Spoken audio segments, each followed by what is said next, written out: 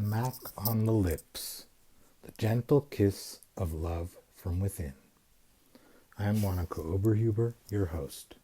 This episode is all about recognizing that we are willing to receive the love from within, the kiss of love from within. Have you ever contemplated why your body is not who you are?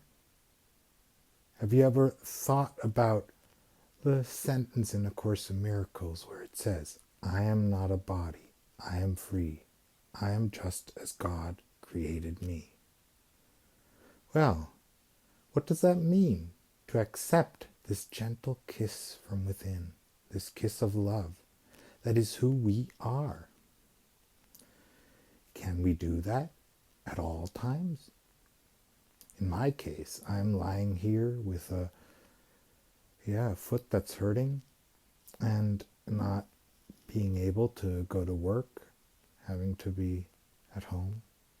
And yet, this gentle kiss of love is always there. It may not appear so. It may tend to be ignored. Nonetheless, it is here. It is part of our experience. No, it is our experience. Now let's go deeper. I remember my yearning, my need to be. As a child, I would ask myself, not who am I, but is this joy real? I mean, people were telling me other things, or it looked like people were suffering and as if things were chaotic, or I might not be in charge of things. And yet I felt this deep inner joy every time I saw things that I loved, or just because it was being. Every time I allowed myself just to be, there was a joy. A joy that I could not describe in words. So maybe you could describe it with what you projected. Well, looking out the window, I could see a blue jay or robin redbreast on the tree, my beloved tree where I would climb and stay in for hours, and things like that. But the main thing was that I was in that moment. I was not thinking about anything else. There was a joy so deep, so fundamental. A joy that had nothing to do with anything else. At the time, I didn't know where it came from. I still can only say it's there. Its source is so vast, so great, that it is not somewhere, it's everywhere. Now, of course, you may think, how can that be relevant to your present experience, having to deal with all kinds of stuff?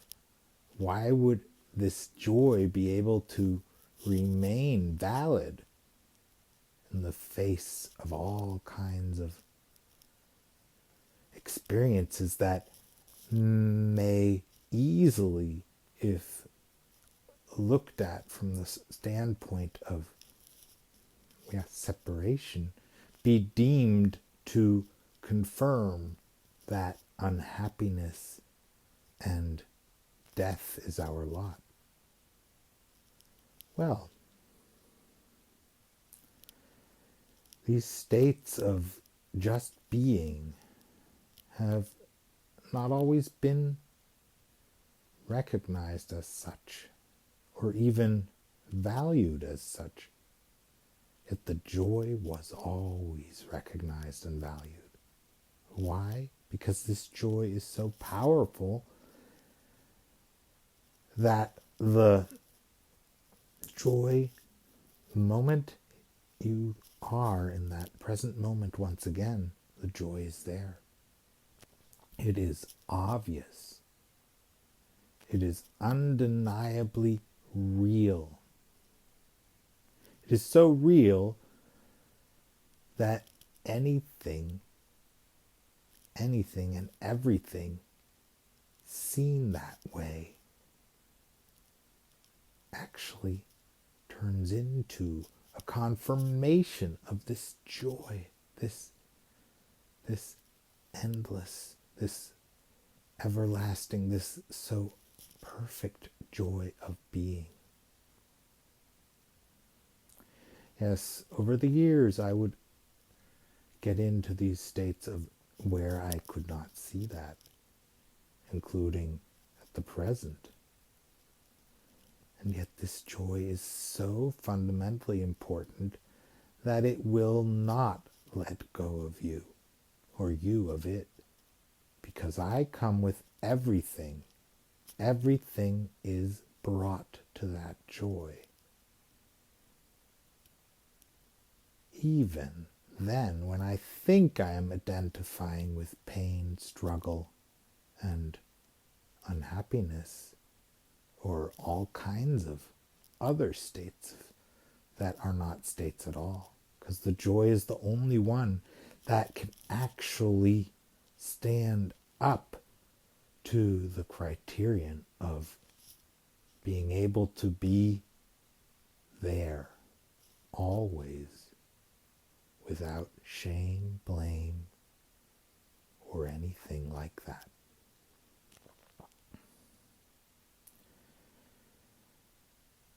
Well, knowing this and the experiences in the dream were like the absolute contrary of that, when lived from fear.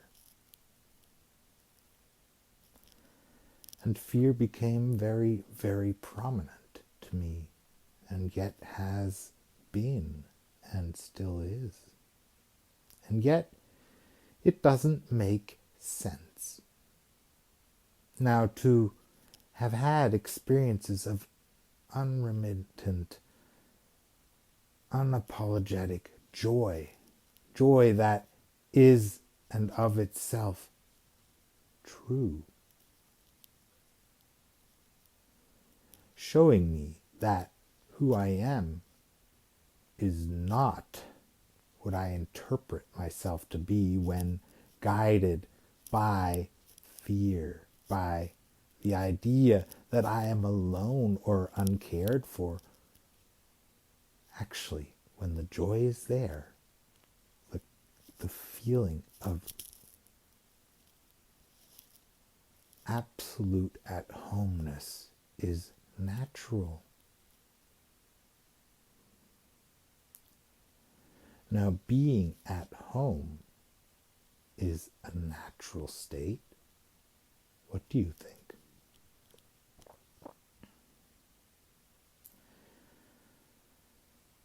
Well, many years later, at a Bible study group, I heard this voice from within. A male voice, in this case, coming directly from my heart or my chest. It was vibrating throughout me. And it said, "Let us love one another." Now you can imagine in a Bible study group, to get this answer to your call to God to give you a sign whether He is real or not. Well, and you get that answer, and you get this urge to speak it, and yet I did not. I was so thankful for this answer, and obviously I did not know how to share this with others. I thought they would misinterpret "let us love one another" as meaning something sexual. But even if it had meant something sexual to them, it doesn't mean that the meaning would have been lost on me. And yet, I did not say those words. I didn't allow that voice to speak openly as it had with me. Yes, the voice of joy, the voice of knowing, of recognition, of oneness, of wholeness, is so powerful that,